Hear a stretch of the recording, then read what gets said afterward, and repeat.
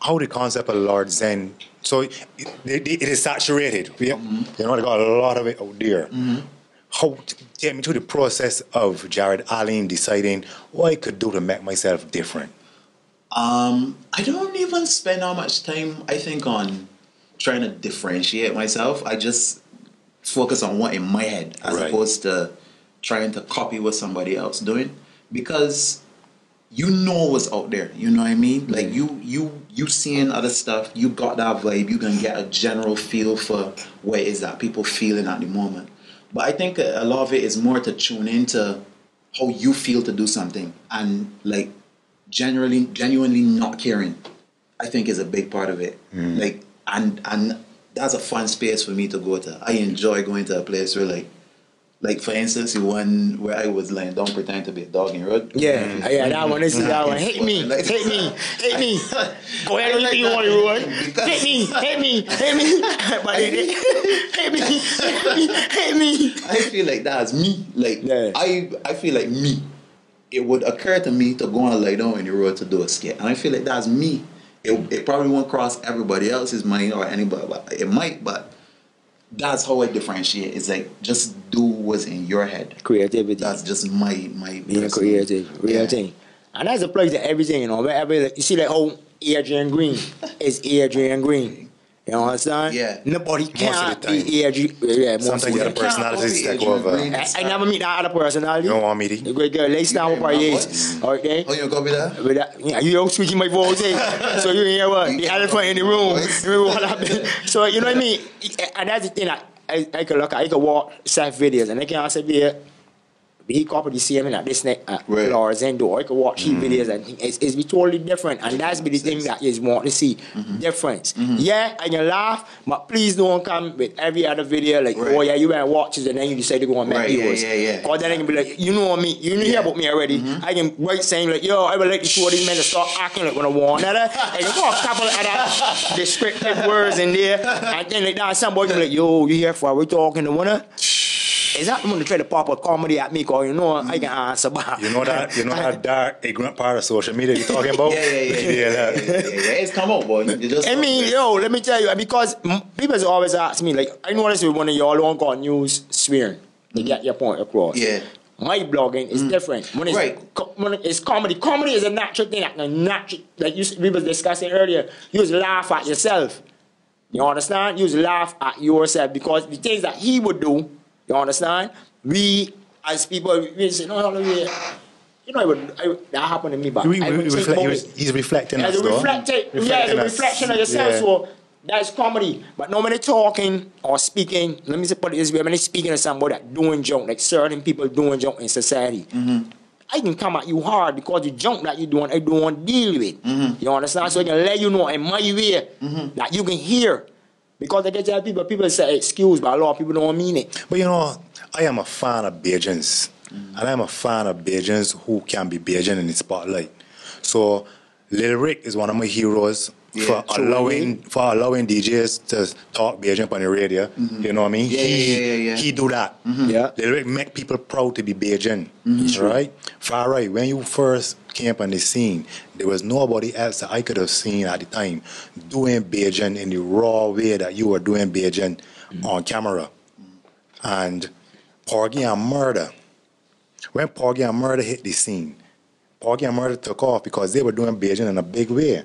So I got to hand it to one because Bajans need that. We need to see ourselves reflected on camera. Everybody needs that. Right, yeah. That's a big part of it for me, actually. I like packaging Bajan concepts and characters in a way that I feel everybody could see Bajans in the light that they see international people. Like that's I don't know. I think a lot of Bajans kind of have it.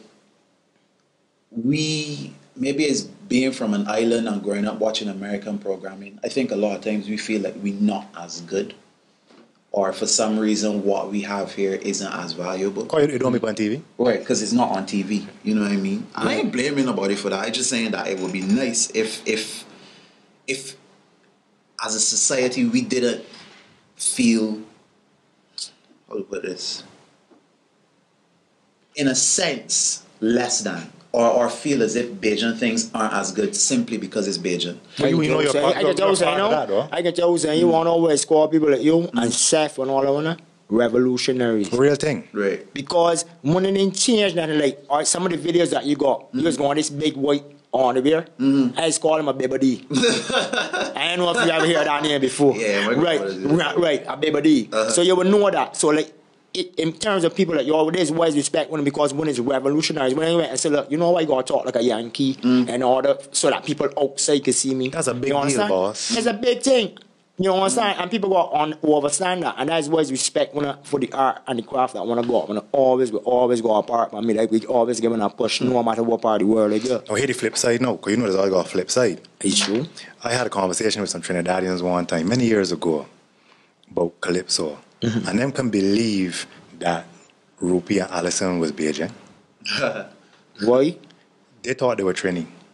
So I was why? That was my question, why? And their reasoning was, what Bajan Calypso don't be like that. That's like serious music. Bajan Calypso don't be serious music. Bajan Calypso be sporty music. Right. There's an impression out there of Barbadians that Barbadians is best sporty people. Right. That some people have. So now my question to you is, while at the same time you're bigging up Barbados and you're doing Bajan and you're reflecting Bajan, what about now feeding into that stereotype?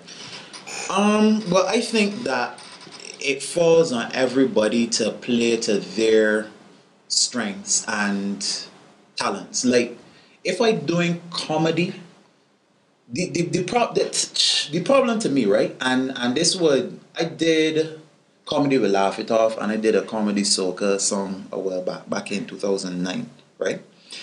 That's Huakwang? Yeah. Huakwang? You saying Huakwang? Chinese. Yeah, oh sure. You know that? Yeah, that was funny too. But what he's saying, right, is that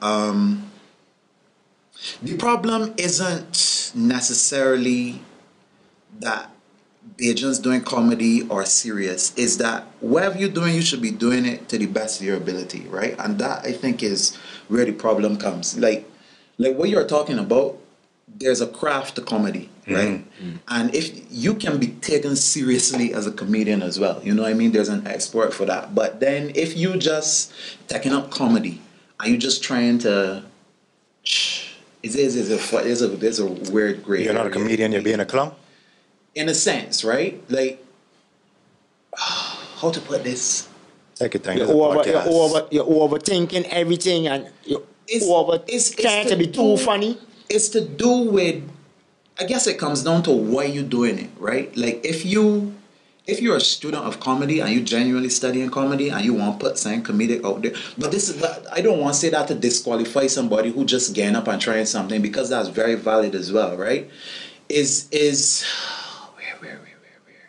But it's in there though. Like, it's to do with how serious you are about whatever it is that you're doing. Right. Whether that be comedy or serious. And an understanding of the fact that just because somebody that's doing comedy getting forward now, you don't necessarily want to run and do comedy because that body getting forward. Like, look at yourself. Like, where is that you really want that you can bring to the table? And this is just my personal opinion.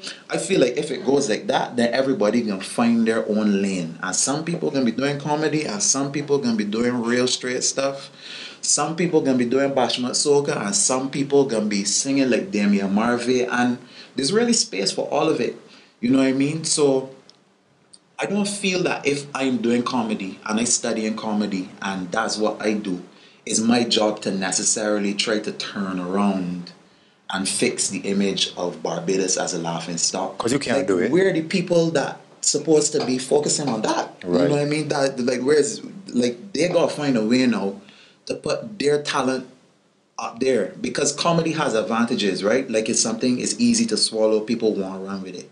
But no, if you're doing another craft, you gotta look at a way to present that in such a way that it reaches those people. Well, I get what you're saying.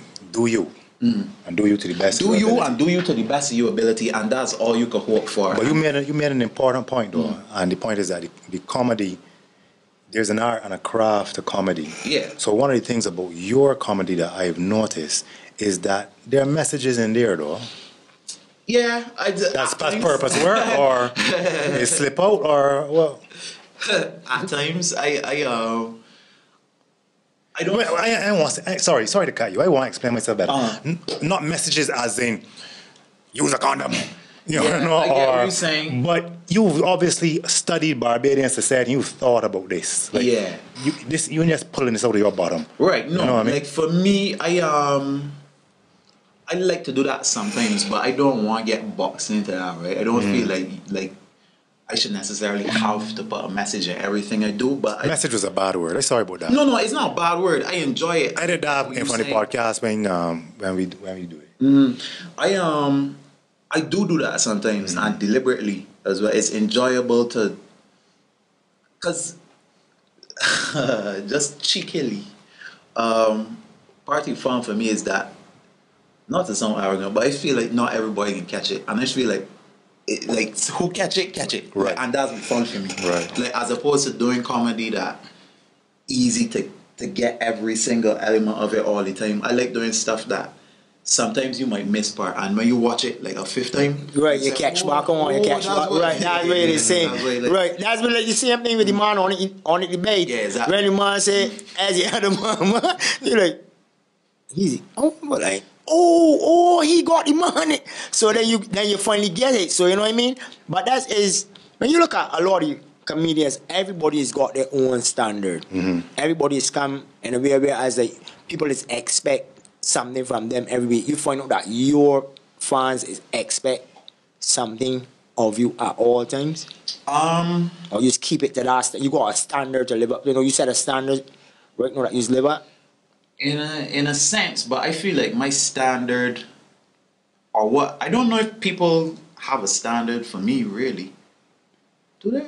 Maybe, probably by now. How much followers you got? 28 on 28,000 on Instagram and 25 on Facebook. People got a standard for you, Chief. Oh, right, okay. People got a standard for you, trust me. Or else, you see if you come in with the same jokes all the time, right. Or you know, I see your tired of you. What do you want to hear you? I like and the viewership is, that means viewership will be up there too, 10,000 views and stuff like that. Yeah, on average. Right. It usually got things. You understand? But that's the whole thing. So people did look at and say like, yo, we hold you at a certain caliber now, whereas we look at you and say, look, we expect that of you.